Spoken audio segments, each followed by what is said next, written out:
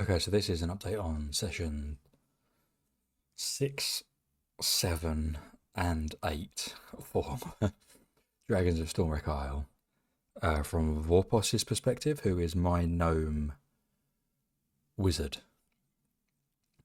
It's been a hot minute doing one of these since I've done one of these, mostly out of laziness, and forgive the appearance or the way I sound or the way I look. It's 6 a.m. I thought I'd get this done before the heat for the day kicks in, and all you'd be able to hear is my aircon.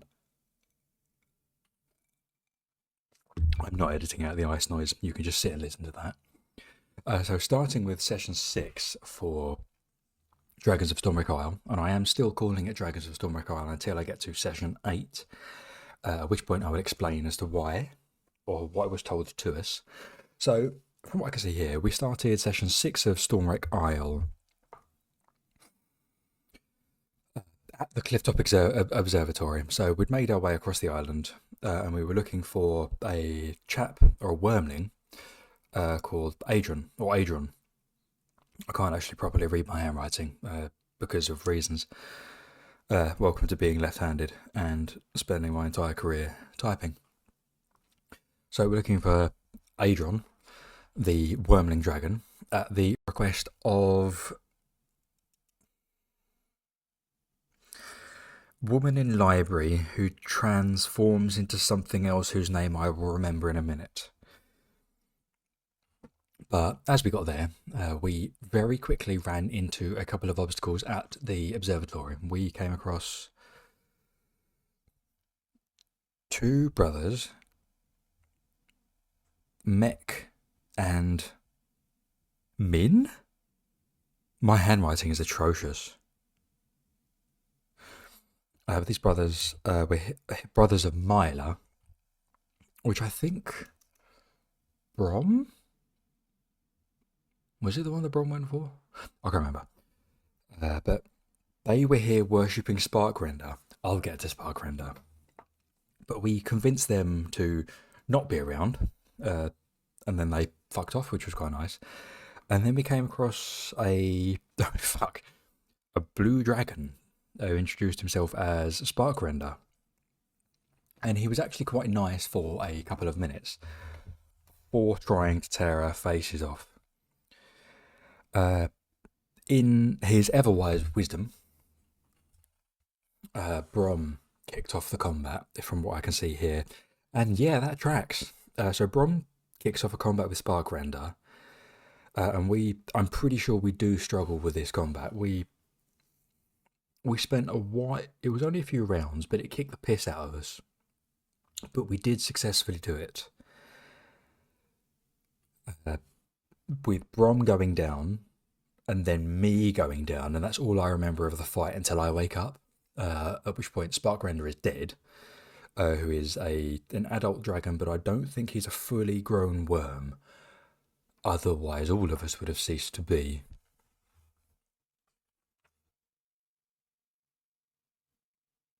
And I believe that was actually the entirety of 6. A lot of that session was spent on combat.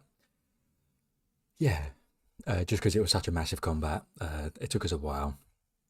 So that is the end of session 6.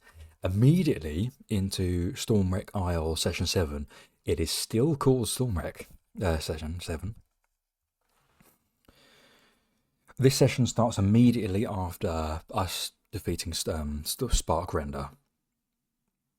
And next to the combat where we had Sparkrender, because there was a kind of, by the observatory, there was like a platform just off of the island to the observatory floor, like a plaza, very, very small plaza kind of thing, where in front of us was a tower. I'm pretty sure, yeah, in front of us was a tower. To our left, but still connected to the island's plaza, was like a building of some kind, or like a cave kind of thing. And to the right, when you're facing the island, to the right was kind of another, not an outpost, but another like building kind of thing, or looked like a viewing place. But we did go to both of those, but we went straight to the big tower in front of us. We killed the thing, and we obviously bolt towards the biggest object because we are smart. We opted to go down the tower. There were two sets of stairs, one leading up, one leading down. So we take the ones going down. And downstairs we do find who we are looking for, who is Adrian, who I actually have a proper spelling of here. You will notice I have spelled it incorrectly, and then incorrectly again, and then hopefully correctly, because my handwriting is atrocious. I can't spell, and clearly I can't listen either. So we do find Adrian downstairs, he who is quite injured. And he explains to us very quickly that he was hiding from Sparkrender because he met Sparkrender, and Sparkrender actually did him quite a lot of damage, or really injured him. Sorry, I shouldn't be saying damage, but he did really hurt him. Like he'd injured his, I believe it was his wings, so he couldn't fly properly.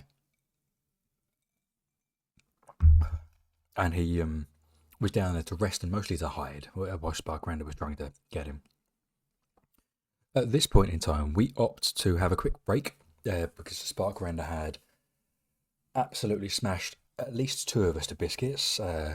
Obviously the important one, Worpos, and then the rest of them, including who is rapidly becoming Worpos's anchor around his neck, Brom. But it's okay, I'm sort of pretty sure I'm going to be able to deal with Brom at some point, either by a brain transplant or, I don't know, selling him to a trade somewhere. We'll see what we can do. But we have a short rest and we take the opportunity to heal up. We have some rations kind of thing.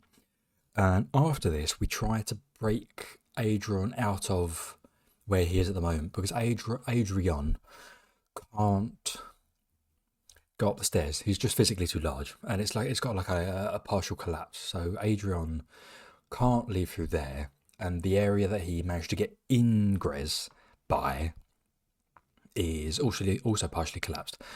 So we opt to collapse the ground floor of the tower to create sufficient space for this wormling dragon to then be able to climb out through.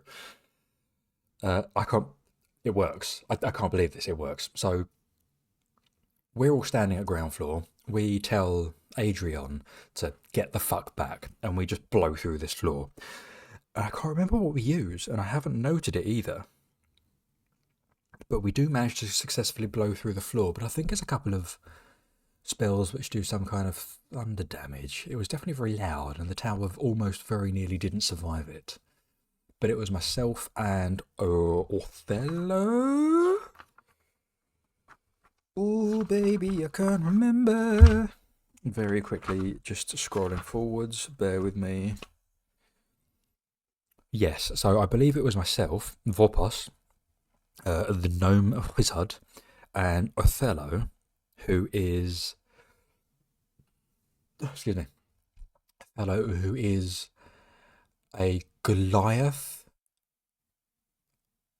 caster of some kind. I've not fully asked him. Mostly because Goliaths scare me. I'm my height, and he is not. So I don't really want to go near him. But I'm certain I'll warm up to him given time. But I'm pretty sure it was Othello who helped out as well, or started the spell and then I helped out. I can't remember who started with what. And then we do successfully blow through the floor, very nearly bringing the tower down with it. Adrian does successfully get out, and whilst that's happening, I believe someone is upstairs. So whilst we went down, searched the bottom bit, someone went upstairs. I think it was Brom. I think so. Went upstairs, found a chest and some bits and pieces. But we all regroup, and none of us managed to fall down the newly created path of egress. And we do successfully leave this observatory. After that, and this is still session 7, we head back to Dragon's Rest. We get Adrian back, obviously, to Dragon's Rest.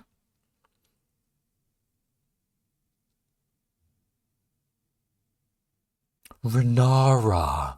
That was her name. Renara. I really like that name.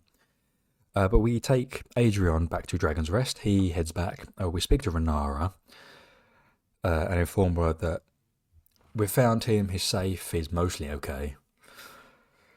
He'll make a full recovery at the very least. And we also inform her of the Dragon Cult, which, context on this one, in session 6, Myla's brothers, I believe, were part of this. I could be getting my information mixed up from what the rest of the party was saying at dinner, but I believe that's where we found out about the Dragon Cult, and we also found out about... So we found out about the Dragon Cult, and we are aware that there is an attack that is about to happen to a small village called Greenest on the mainland. And that's a couple of days away. Renara does very kindly offer to get us a ship, or to equip the ship that we have back to the mainland, so we can then spur off to Greenest. I believe... In fact, I'll get back to this in end of session 7 or beginning of session 8. So yeah, we've got a couple of days to get to Greenest. We have a meal with the rest of Dragon's Rest. Spend the rest of the evening getting ourselves sorted, which is basically just a long rest, so we can get healed and okay.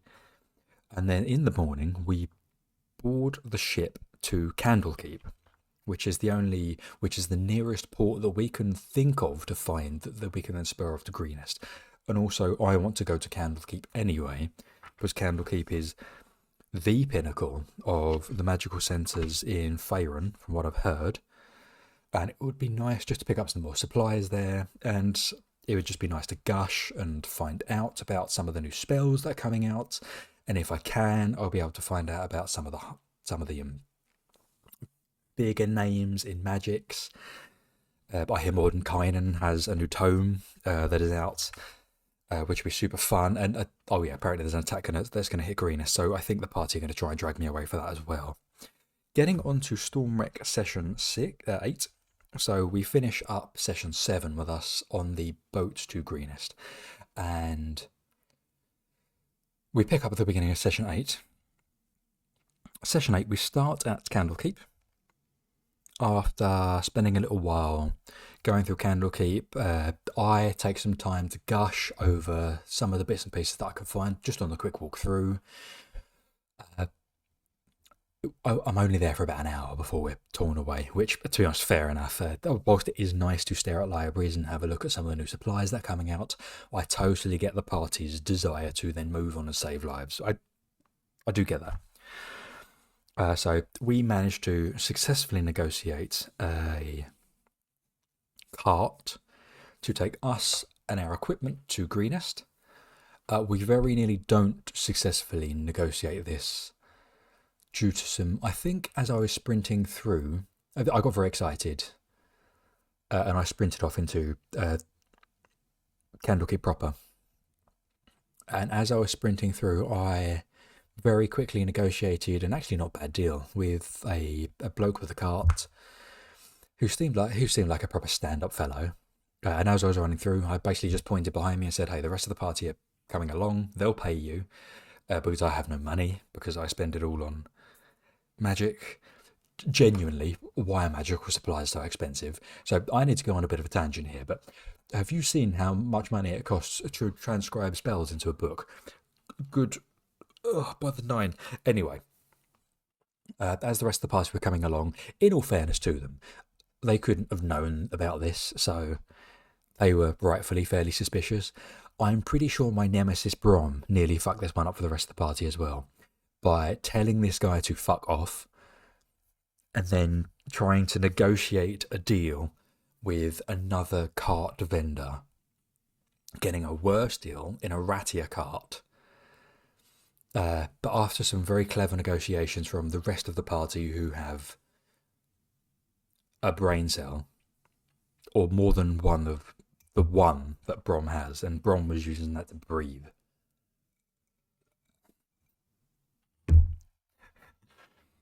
And Brom is using that to breathe. We do actually get the original cart back, I think. So we then head off. We do get to Greenest. And by the time we get to Greenest, the cult is razing the village to the ground. So lots of things are on fire. So we just run in. We basically just storm our way into the village and start trying to save as many people as possible. The cult is obviously at work here, or at least someone bad is at work here, where we sprint in and then have a massive engagement with a bunch of people. There were a bunch of people dressed in very suspicious robes and very suspicious get-up, which we successfully dispatch. And we do end up having a big encounter. We really struggled with this. It was the frontline fighters at the front, the support people such as myself at the back casting, and we do unfortunately have someone go down. So at the front we had Othello and Freddie, who then sprinted in, as well as Brom pretty much straight after them. So Othello the Goliath, Freddie I think Freddie's a human. All humans look the same to me, but I'm pretty sure Freddie is a human.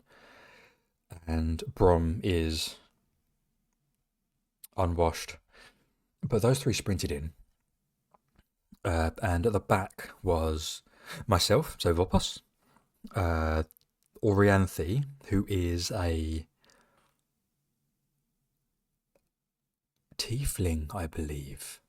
The Horns are tieflings, right? I haven't had much exposure to different the different races in the realms, but I'm pretty sure the dark red skin and that'll be a tiefling.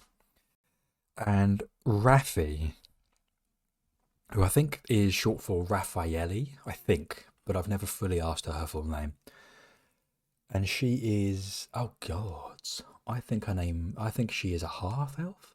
I will double check for next time. Again, not massive exposures to the rest of the realms. But unfortunately, during this combat, we really struggled with this. We really struggled. Pretty quickly, Brom goes down because he gets surrounded by a bunch of the cult members, including one of the big guys in the cult, and just gets fucking blatted around the side of the head, properly clattered. And then Freddie, the human, goes down. And unfortunately, Freddie, the human fighter, is... well, he's our fighter, he's our sentinel, he's our shield bearer, he's our combat dealer. He is the guy to go to if you need someone hurt. You point him at a direction and you say, this person over here did bad by us. Get rid of him. And unfortunately, in this case, Freddie just gets dropped. And then Brom gets dropped. And then I think Othello gets dropped as well. And unfortunately, Freddie doesn't make it. It's really sad as well, because I really liked Freddie. He just quietly got on with it. He was a good bloke. He helped me move my pack from places. He would often help me up with them, because I'd find it quite difficult to get on and off of the ship. So Freddie would... often just like grab me, because obviously I wear the pack, and so he grabbed the pack and he grabbed me up and he picked me up onto the edge of the ship.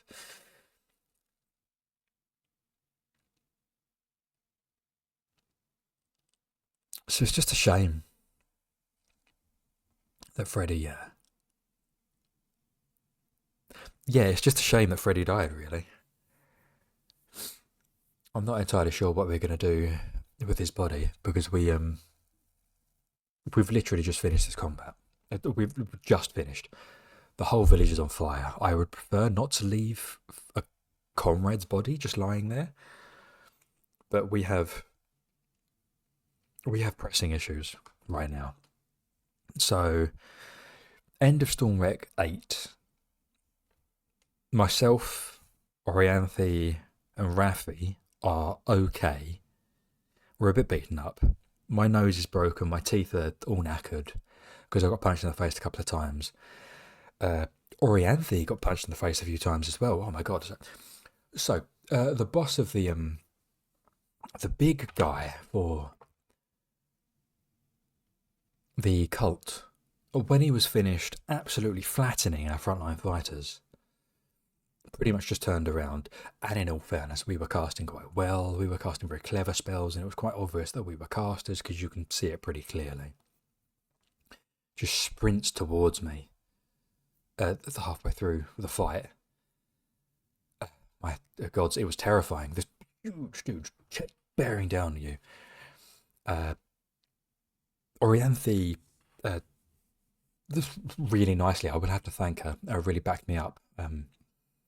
But got punched in the face quite heavily for it as well. So my nose is broken. I can't believe I managed to hold concentration on the spells that I was trying to cast.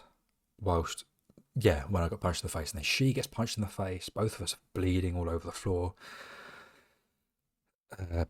Raffi did a spectacular job. So Raffi managed to take out, I think, one of the cult members and then distract the big guy around us. And then, Raffi, I don't know what she's cast. I need to ask her to see if it's something that I can pen into my book or if it's one of these divine magics.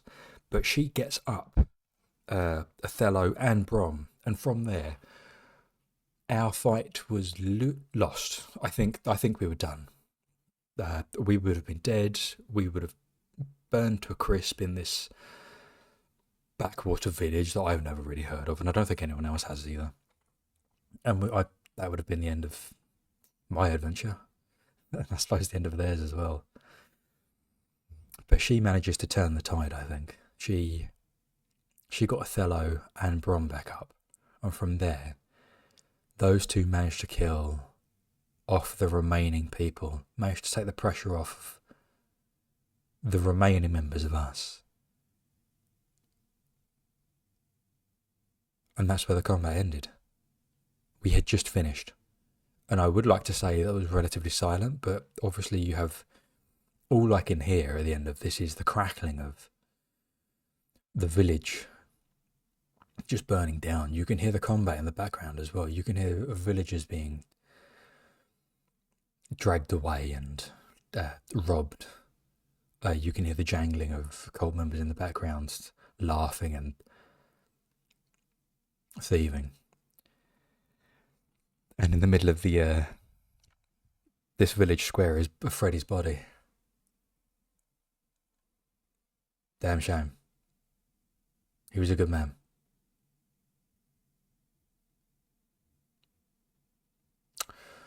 Let's see what happens in